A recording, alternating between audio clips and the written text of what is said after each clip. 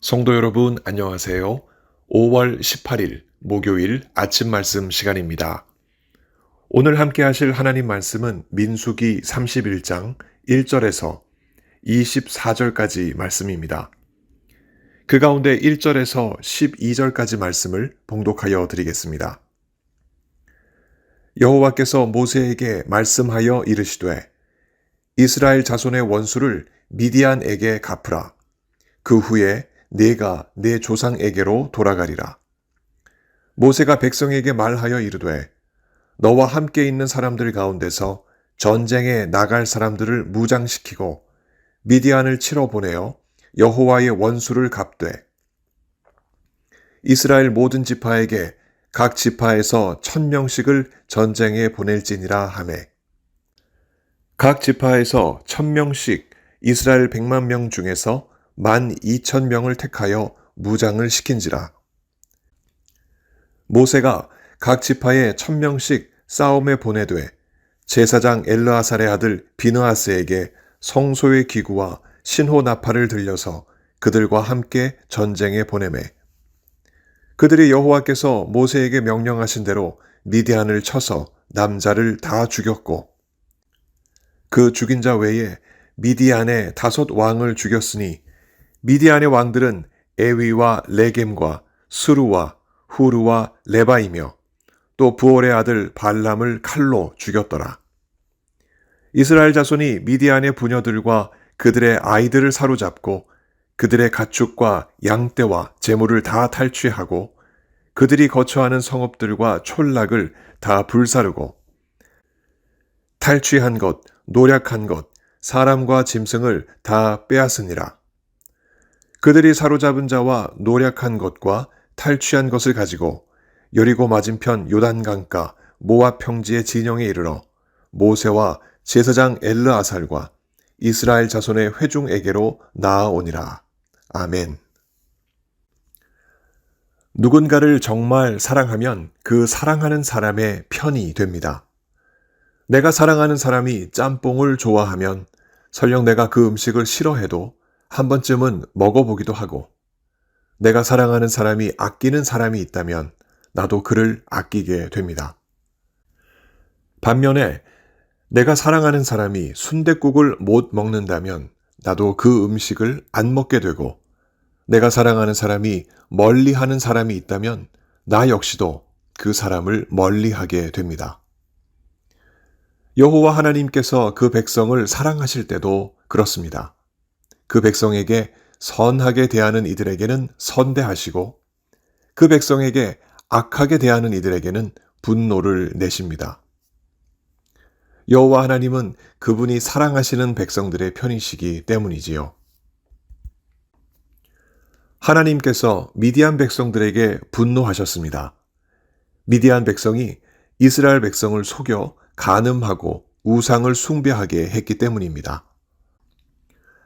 그 한 예가 미디안 여인 고스비를 자신의 막사에 들렸다가 제사장 비느하스의 창에 찔려 그 여인과 함께 죽임을 당한 이스라엘 시므온 지파 사람 시므리였습니다. 그때 하나님께서 모세에게 이렇게 엄명을 내리셨습니다. 미디안인들을 대적하여 그들을 치라. 25장 17절의 기록입니다. 이스라엘 백성들을 대적하여 모압 백성들과 동맹을 맺고 이스라엘 백성들을 유혹하여 마음에서 하나님을 앗아가 버리고 결국 죄를 짓게 만들었던 미디안 백성들이었습니다. 여호와 하나님의 분노는 이스라엘 백성들 사이에 연병이 도는 것으로 나타났고 이 연병은 비느하스가 하나님의 질투심을 드러내어 그 하나님의 분노를 식혔을 때 사라지지 않았겠습니까? 하나님이 사랑하시는 백성을 우상을 사랑하게 만든 미디안 백성들은 이렇게 이스라엘 자손의 원수가 되었는데 이는 동시에 여호와의 원수가 되는 셈이었습니다. 여호와 하나님께서는 이 원수를 가만히 두시지 않으셨습니다. 모세에게 명령하시기를 네가 네 조상에게로 돌아가기 전에, 즉 모세가 죽기 전에 해야 할 일이 바로 미디안 사람들을 진멸하는 일이라 하셨습니다. 2절에 이렇게 기록되어 있습니다. 이스라엘 자손의 원수를 미디안에게 갚으라. 그 후에 네가 네 조상에게로 돌아가리라. 이처럼 무섭게 미디안 사람들을 대하시는 하나님의 마음은 무엇을 말하는 것일까요?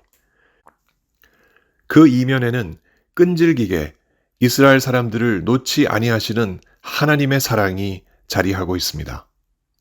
사랑하는 그 백성을 위해서라면 자신의 아들 예수님까지 희생시키리만큼 모든 것을 내놓으시는 하나님의 사랑입니다. 이런 사랑이야말로 진정한 사랑이지 않겠습니까? 여호와 하나님의 명령을 따라 이스라엘 군대가 소집되고 조직되었습니다. 각 지파별로 1000명씩 도합 1만 2천 명의 군사들이 무장되었습니다. 또 제사장 엘르아살의 아들 비느하스도 성소의 기구와 신호나팔을 들고 전쟁에 나섰습니다. 이러한 전투 준비를 통해 우리가 알 수 있는 것이 있습니다. 이스라엘의 전쟁은 사람이 하는 싸움이 아니라 하나님께서 하시는 싸움이라는 것, 그것입니다. 이스라엘의 원수는 곧 여호와 하나님의 원수이기에 하나님께서 직접 세우신 전략과 전술에 따라 전쟁을 펼쳐가십니다. 이런 싸움에서 여호와 하나님께서 과연 지시겠습니까? 과연 누가 이러한 주님을 이길 수 있겠습니까? 비록 실수 많고 죄 많은 이스라엘 백성이지만 그래서 연병으로 죽어나가는 자들이 2만 4천 명이나 되었지만 여호와 하나님께서는 여전히 이스라엘 백성들을 사랑하셔서 그들을 향하여 연민을 품으시고 넓은 가슴으로 용서하시며 이스라엘의 원수를 자신의 원수로 삼아 그들을 응징하셨습니다. 사랑한다 말하지만 상황에 따라 자신의 유익을 위하여 얼마든지 배신하는 세상 사람들의 모습과 비교해 볼 때 사랑하는 자들을 끝까지 책임지시는 하나님의 사랑이 사랑이라는 말이 가지는 진 모습이 아니겠습니까? 전쟁에 나간 이스라엘 군대는 대승을 거둡니다. 여호와께서 모세에게 명령하신 대로 미디안을 쳐서 남자를 다 죽였다라고 7절이 기록하고 있습니다. 그 가운데는 미디안의 5종족의 왕들도 있었으며 뜻밖에도 부올의 아들 발람 선지자도 있었습니다. 발람 선지자가 어떻게 미디안 사람들 안에 들어가서 이스라엘 백성들로 하여금 우상 숭배를 일삼고 죄를 짓도록 했는지 우리가 자세히 알 수는 없지만 모세는 발람이 꾀를 내어 이스라엘 백성들로 하여금 하나님 앞에서 범죄하게 했다고 16절이 기록하고 있습니다. 그 죄값으로 발람 선지자는 이스라엘의 원수가 되어 심판을 이제 받게 된 것입니다. 이렇게 이스라엘 군대는 미디안의 가축과 양떼를 비롯한 모든 재물을 탈취하고 성읍과 촌락을 불살랐으며 여자들과 아이들을 포로로 잡아 모세와 제사장 엘르아살과 이스라엘 온 회중에게로 개선하며 돌아왔습니다. 정말 대승이 아닐 수 없었습니다. 그러나 여기에 흠이 한 가지 있었습니다. 비록 대승을 거두었지만 여기에도 이스라엘 백성들의 연약함이 드러납니다.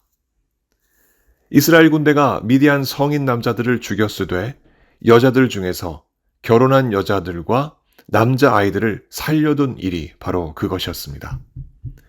모세는 이 점을 지적하면서 결혼한 여자들과 남자아이들 역시 죽이게 했습니다. 겉으로 보기에는 약자들을 향하여 지나쳐 보입니다. 그러나 그 내면을 보면 그 숨은 의미를 알 수 있습니다. 장차 이스라엘 진영 안에서 우상 숭배를 할 자들이 일어날 가능성, 그것을 아예 없애버리려는 하나님의 의도가 그 속에 담겨 있었던 것입니다. 이스라엘을 범죄하게 만든 미디안 사람들을 좌시하지 아니하시고 그들을 기억하시며 심판하시는 하나님의 이러한 모습은 상대적으로 얼마나 이스라엘 백성들을 사랑하시면 이렇게까지 하실까 하는 하나님의 마음을 엿보게 합니다. 성도 여러분, 그 하나님의 마음에 우리들 역시 담겨 있다는 사실을 아십니까? 여러분은 하나님이 여러분을 저 이스라엘 사람들처럼 지극히 사랑하고 계신 것을 알고 계십니까? 그리고 이 사실을 믿고 계십니까? 이 질문을 들을 때 십자가에 달리셨던 예수 그리스도가 떠오른다면 그 예수께서 비록 그 십자가에서 죽으셨지만 3일 만에 다시 살아나셔서 지금 성부 하나님의 보좌 우편에 앉으셔서 우리를 위하여 중보하고 계신 것을 믿는다면, 그리고 머지않아 이 땅에 재림하신다는 것을 믿는다면 우리는 그 하나님의 사랑 안에 거한 사람인 것이 틀림없습니다. 성도 여러분, 주위를 한번 돌아보시기 바랍니다. 이 시대 역시 미디안 사람들이나 발람 같은 사단에게 속한 자들의 유혹이 넘쳐나고 있습니다. 마치 불량식품 가판대에서 알록달록한 불량사탕을 내미는 아저씨들의 말에 눈도 마음도 팔려서 주머니 속 엄마가 주신 동전 몇 개를 만지작만지작하며 갈등했던 어린 시절 우리의 때와 비슷합니다. 엄마가 주신 그 돈은 불량식품 사 먹으라 주신 돈은 분명코 아니었습니다. 학용품을 사든 건강한 음식을 사든 해야 했던 목적이 분명했던 돈이 아니었겠습니까? 그럼에도 우리는 여러 차례 그 유혹에 넘어간 일들이 있었습니다. 그래서 배 아팠던 일들, 엄마에게 혼났던 일들이 우리의 기억 속에 남아 있습니다. 돈이 사랑이라면 엄마에게 받은 그 사랑을 불량식품에게 넘긴 것입니다.